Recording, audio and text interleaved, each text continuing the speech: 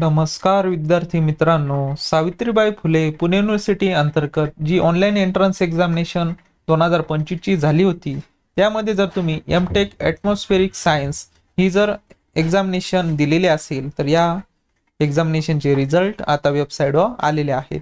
तर यामध्ये बघा कशा प्रकारे या व्हिडिओच्या माध्यमातून आपण रिझल्ट कशा प्रकारे चेक करायचा ते आज आपण या व्हिडिओच्या माध्यमातून बघणार आहोत।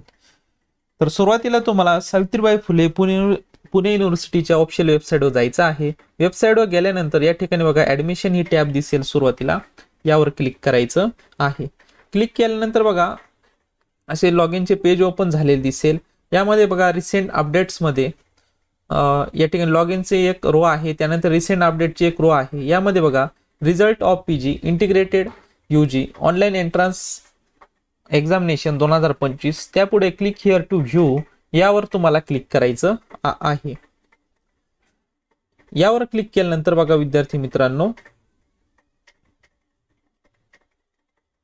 ऑनलाईन एंट्रन्स एक्झामिनेशन 2025 रिझल्ट चे जे पेज आहे तर ते ओपन झालेले दिसेल। यामध्ये तुम्हाला 3 ऑप्शन आहे। तुम्ही ॲप्लिकेशन आयडी टाकून तुम्ही रिझल्ट चेक करू शकता, किंवा तुमचं युजर नेम किंवा ईमेल आयडी टाकून चेक करू शकता, किंवा तिसरा ऑप्शन जो आहे प्रोग्राम नेम वाईज, म्हणजे या ऑप्शन मध्ये बघा सर्व विद्यार्थ्यांचे जे रिझल्ट आहे तर ते रिझल्ट तुम्हाला यामध्ये शो होणार आहे।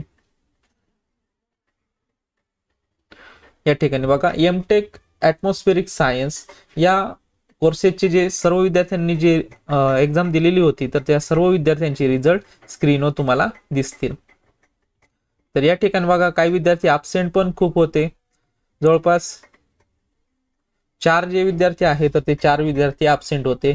काहींना कमी मार्क्स आहेत, काहींना खूप जास्त पण मार्क्स आहेत। तर यावरून तुम्हाला एक अंदाज येऊन जाईल की कोणत्या विद्यार्थ्यांचं सिलेक्शन होणार आहे, कोणत्या विद्यार्थ्यांचं नाही। तर अशा प्रकारे बघा,